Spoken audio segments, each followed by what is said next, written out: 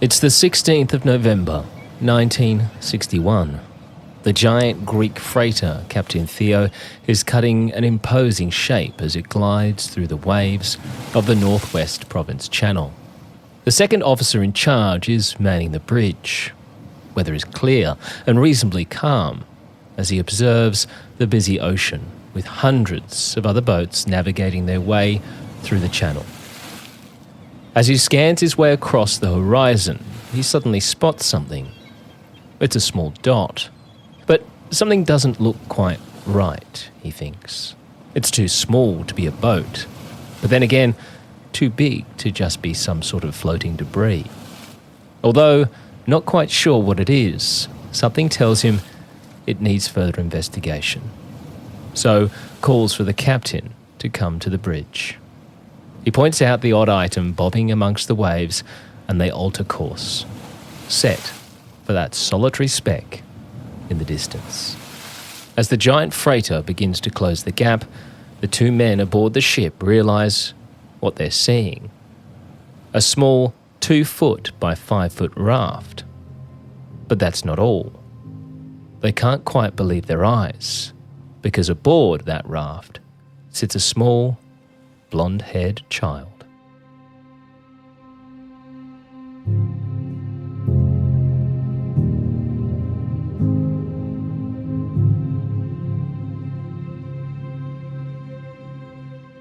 Hello, and welcome to Crime at Bedtime, with me, Jack Lawrence.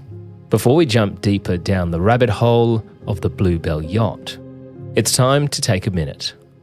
Time to get comfortable. Relax. And I want you to take a breath.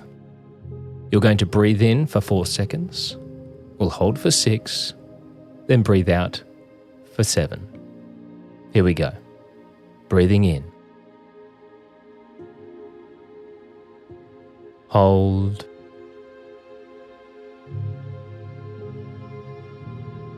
And slowly breathing out. Breathing in. Hold. And slowly breathing out. Now, while you keep breathing normally, let's get back to the ocean.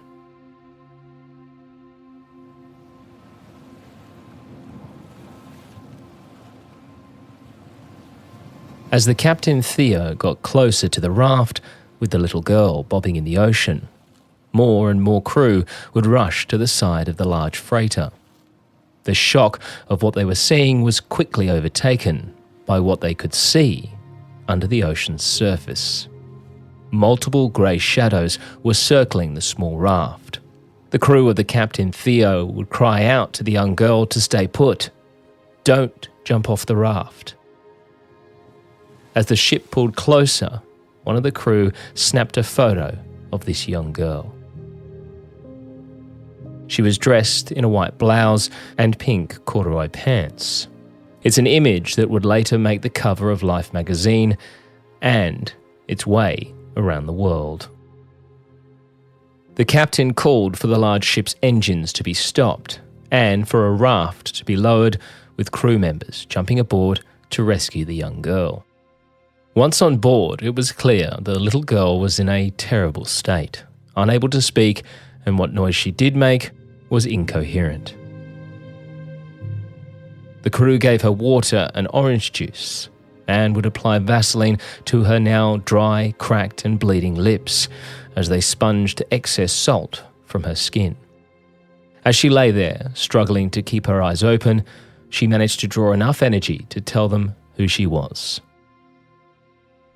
11-year-old Terry Jo Duperrault.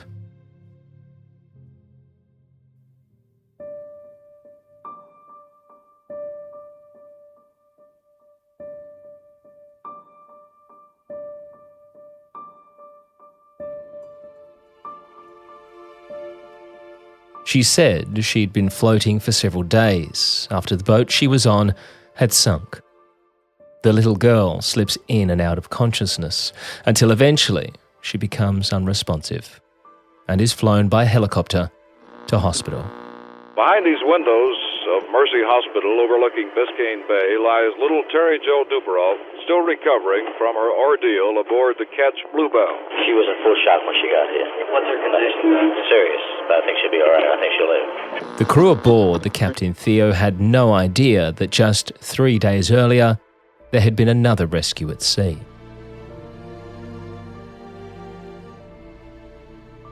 Just after 12:30 on the afternoon of November 13th, a crew member of the Gulf Leon would look starboard across the giant tanker and spotted a man frantically trying to get their attention, arms flailing in the air, shouting and screaming for help. As the ship gets closer, the man aboard the drifting dinghy could be heard yelling, "Help! I have a dead baby on board." The crew quickly spring into action and pull the man aboard. As they do, they would notice the lifeless body of a small, red-haired girl, wearing a life jacket. The man identified himself to the crew of the Gulf Leon as one Julian Harvey, the skipper of the now lost Bluebelle, a 2-mast sailboat that had set out from Fort Lauderdale in Florida just 5 days prior. Mr. Harvey told the crew how he had been captaining the Bluebelle and was joined by his wife Mary and the Duperrault family, father Dr. Arthur, his wife Jean, and their 3 children, 14-year-old Brian, 7-year-old Renee, and 11-year-old Terry Jo.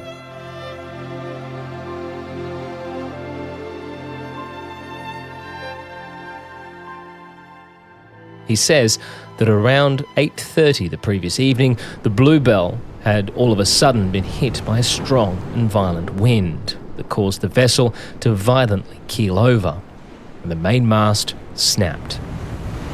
This mast would injure his wife and Arthur Duperrault, and as it fell, it pierced a hole in the ship's hull. The fallen mast had created chaos on the deck with rigging strewn everywhere, and the mast now completely separating Harvey from everyone else on board.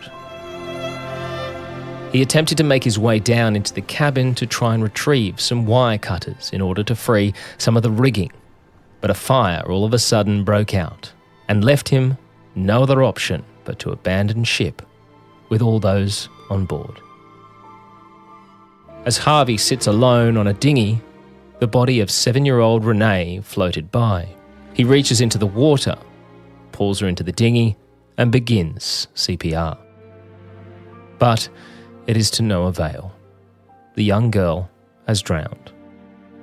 An autopsy report would later confirm that the child had indeed died from drowning.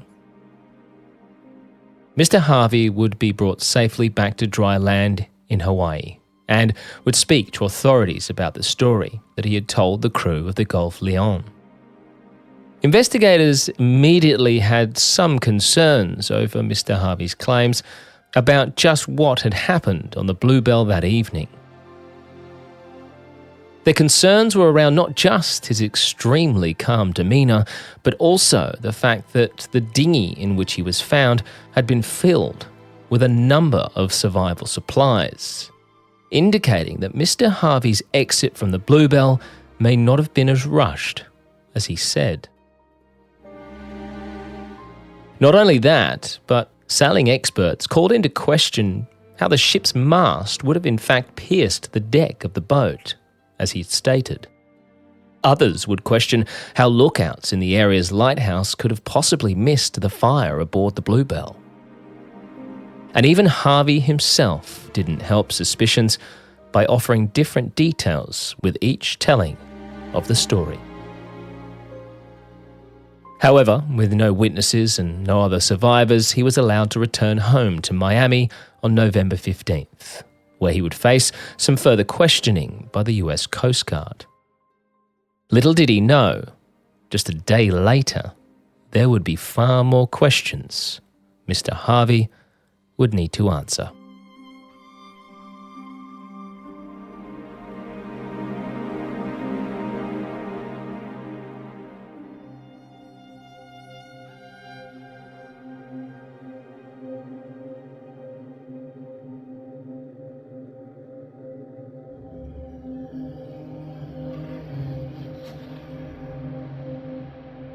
3 hours after having been airlifted to Miami Hospital in critical condition, Terry Jo had severe sunburn, dehydration, and exposure. Doctors immediately got to work to save the little girl's life. For over 2 days, she lay in hospital, unable to speak or tell anyone what had happened at sea. However, on the 20th of November, 4 days after having been plucked from the sea, 11-year-old Terry Jo had regained enough strength to finally speak with investigators and tell them exactly what had taken place on the Bluebelle. The Duperraults hailed from Green Bay, Wisconsin, where father, Dr. Arthur, owned and operated his own successful optometrist. Arthur was a hard worker and a devoted husband and family man, although his practice would take him away from his family far more than he would like. So he'd come up with a plan for the ultimate family adventure: a week-long boat trip around the islands of the Bahamas. The Duperraults were upper middle class, comfortable, but by no means rich, so Arthur took a number of years to put money aside in order to rent the Bluebelle for their trip. And by 1961, he finally had enough money saved up to head to Florida, where they would pick up their ship, sail from island to island, enjoying the sun and the snorkeling that the crystal clear blue waters of the Bahamas had to offer. There was just one issue. The doctor was no sailor. So he would invite along his lifetime acquaintance, Julian Harvey, to take the helm. Harvey was a former Marine and World War II vet who was also a seasoned skipper. Arthur would pay Harvey $100 a day for his work, and he could also bring his new wife, Mary Dean, for the adventure. It was agreed, and the family of 5 take off and arrive in Fort Lauderdale, where they meet Harvey and his wife, pick up the Bluebelle, and set sail for the Bahamas. By all accounts, the first 5 days of the trip went exactly as planned, with all enjoying the sun, snorkeling, and exploring the islands of Hawaii. After 5 days at sea, the crew aboard the Bluebelle were getting ready to head home after what had been a dream getaway. But that dream was about to become a nightmare. It was yet another warm, calm evening on the ocean as the Bluebelle set a course for Fort Lauderdale. At around 9 p.m, young Terry Jo left her parents, 2 siblings, Mr. Harvey and his wife, on deck and went to the cabins below to sleep. Later on that evening, she says she's woken by the sounds of her brother screaming and calling out for their father, followed by heavy, thunderous footsteps above. So she decides to investigate. As she opens the door to her room, she sees the bodies of her mother and brother laying lifeless in the main cabin close to the galley. Panicked, of course, she walks further onto the deck and is suddenly confronted by Harvey, who's carrying a bucket. He strikes her, shoving her back down below deck and yelling at her to get back down. The young girl, now terrified, does as she's told and returns to her cabin. Until minutes later, she begins to see water and oil starting to fill the floor of her room. All of a sudden, Terry Jo says that Harvey enters her cabin with what appears to be a rifle. But, for some strange reason, he doesn't shoot her. Or in fact, say anything at all. He simply looks her in the eye, turns around, and leaves, returning above deck, where she then begins to hear hammering sounds. Mustering all the courage she has left, Terry Jo leaves her cabin and goes upstairs and sees Harvey on the deck and the Bluebelle's dinghy floating on the port side. He yells to her, "Is the dinghy loose?" She replies she doesn't know, and Harvey then orders the young girl to hold tight of the rope attached to the dinghy as he heads off to get something. A frightened Terry Jo is unable to keep hold of the rope and it slips from her grasp. As Harvey returns, he notices the rope is no longer in the child's hands. So he instantly dives overboard and swims to the dinghy, leaving 11-year-old Terry Jo stranded on the now rapidly sinking Bluebelle. Alone and terrified on the Bluebelle, Terry Jo recalls a small oblong-shaped cork float that had been lashed to the deck. She locates it and quickly unties it as the boat deck begins to become submerged beneath the ocean. Within seconds, the Bluebelle is making its way to its watery grave, and the 11-year-old is now alone, afraid, without food or water, and drifting in the dark.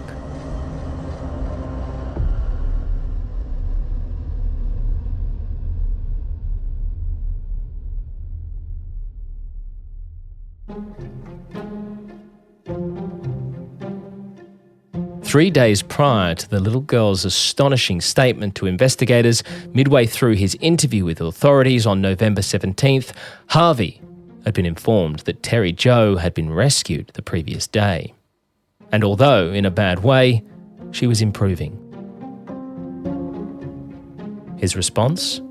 "Oh my God," before quickly adding, "Isn't that wonderful?" Harvey was informed that authorities would be launching a full investigation into the sinking of the Bluebelle that very day. Shortly after, he would request a break as he was tired and would like time to speak with his wife's family. His request was granted.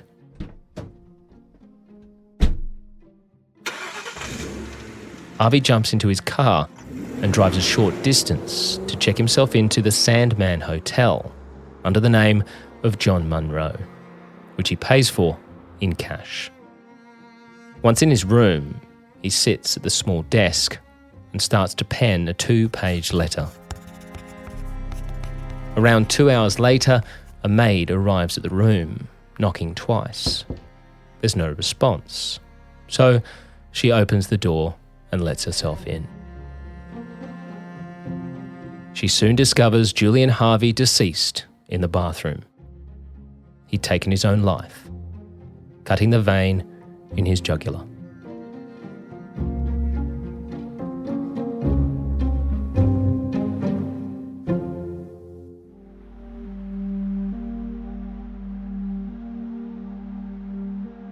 The note found on the dresser had been written to an old army buddy.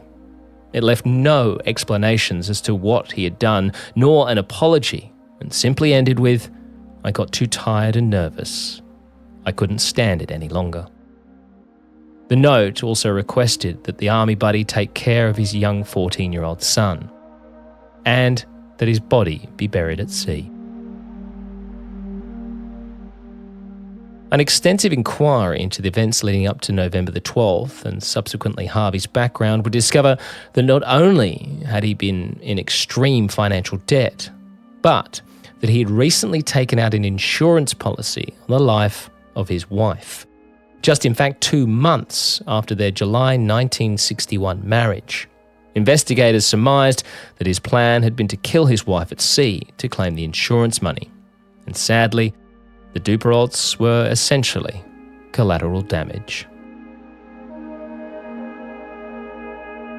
Even more disturbing was that it would seem this wasn't the first time that Mr. Harvey had been involved in a suspicious death. In 1949, he had been involved in a car accident involving himself and the second of his previous 5 wives and her mother. The car he had been driving plunged off a bridge at high speed and into a bayou on a rainy night. He himself managed to swim to safety, leaving his wife Joan and her mother to drown.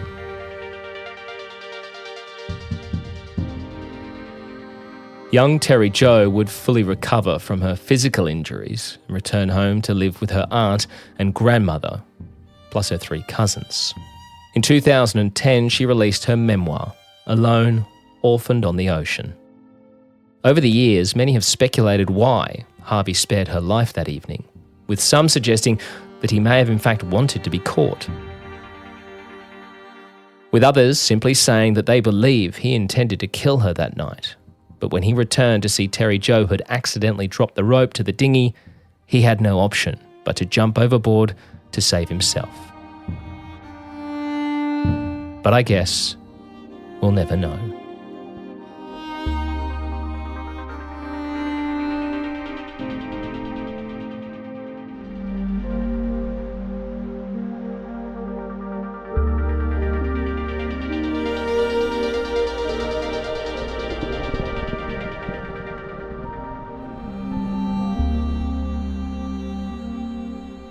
Crime at Bedtime is a Mashed Pumpkin production. Written, hosted and produced by Jack Lawrence. Audio and sound design by Jack Lawrence and Dom Evans of ESA.